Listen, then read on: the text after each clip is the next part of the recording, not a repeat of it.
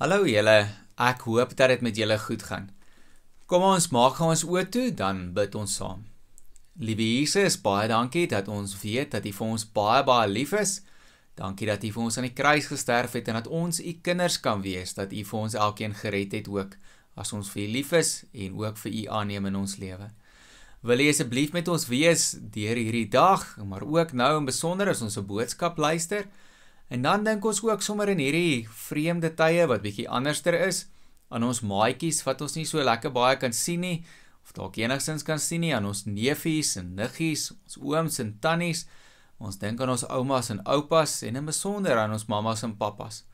Wil U asseblief met elkeen van hulle wees, en ook elke keer wanneer ons bid, dat U ons gebede sal hoor, en dit sal antwoord, en Here, dat U dan ook by hulle almal sal wees. Dankie dat ons die Bybel het, dat ander mense ook daaruit kan lees, en dankie dat ons weet dat U vir ons baie lief is. Ons bid dit in die naam van Jesus Christus. Amen. Nou ek wonder of julle weet, wat 'n spesiale Sondag dit is. Ons het mos nou 'n hele jaar lank, en in hierdie jaar gebeur daar 'n klomp verskillende goeters, net so praat ons van 'n kerkjaar. So vier ons die verloop van klomp verskillende dinge. So watter groot gebeurtenis is daar wat ons vier in die kerk? Ek wonder of julle weet, die een is wanneer ons partykeer baie geskenke kry, maar ons noem dit Kersfees. En dit gaan eintlik oor Jesus se verjaarsdag. Dan is daar die keer wat Jesus aan die kruis vir ons gesterf het en opgestaan het, en dit noem ons Paasfees. Net 'n rukkie terug het ons die Hemelvaart gevier, toe Jesus opgevaar het na die hemel toe.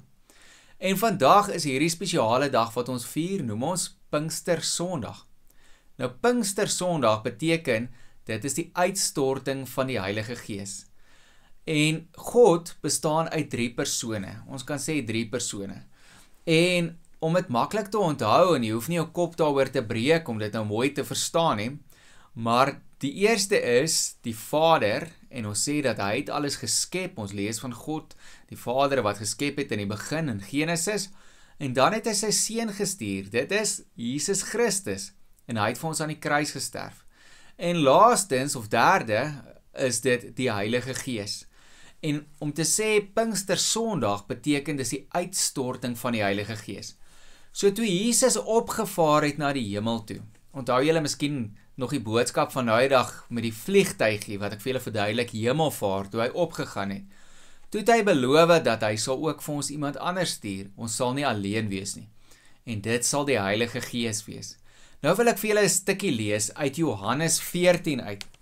En daar sal staan, in Johannes 14, vanaf vers 16, die volgende gedeelte, ek sal die Vader vra, en dis Jesus wat hierso praat, ek sal die Vader vra, en hy sal vir julle 'n ander voorspraak stuur, om vir ewig by julle te wees, naamlik die Gees van die waarheid.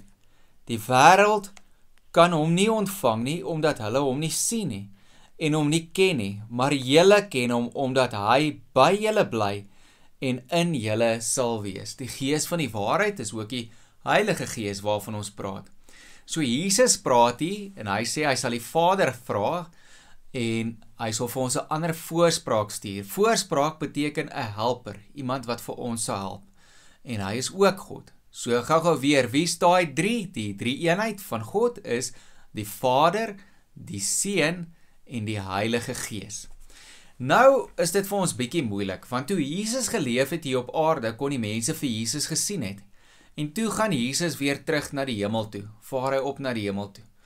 En nou hoor ons van hierdie helper wat hier by ons is, maar ons kan hom nie sien nie. So hoe werk dit nou? Nou kom ek probeer dit gou vir julle verduidelik, gou vinnig ietsies hierso kry. So, almal van ons hou mos nou van ballonne. Ja, great. Of 'n ballon soos hierdie.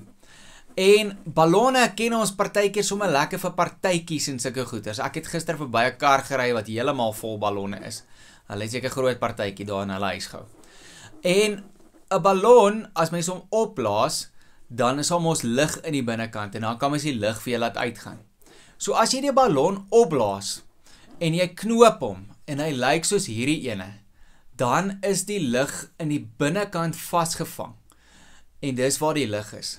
Nou kan ons sê, as ons 'n ballon opblaas, en hy word groot, wat is in die binnekant? Die lig waarmee ons hom opblaas.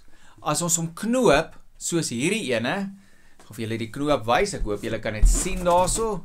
Daar kan julle, in elk geval glo my. Dan weet ons die lig is in die binnekant vasgevang. Nou sal ons om hierdie lig uit te moet kry, sal ons hom moet bars. En dit gaan ons nou doen, maar ek sal julle eers waarsku. En wat belangrik is dan, is dat ons weet, as hierdie ballon so styf is die lig in die binnekant.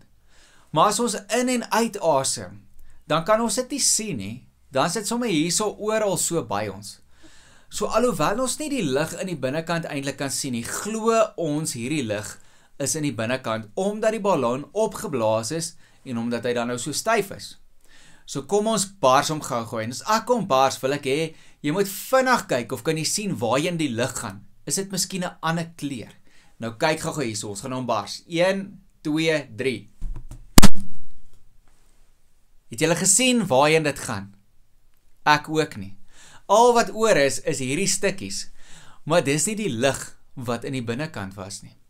En dis hoe die Heilige Gees ook werk. Die Heilige Gees is hierdie helper wat God vir ons gestuur het, wat Jesus beloof het. Ons kan hom nie sien nie.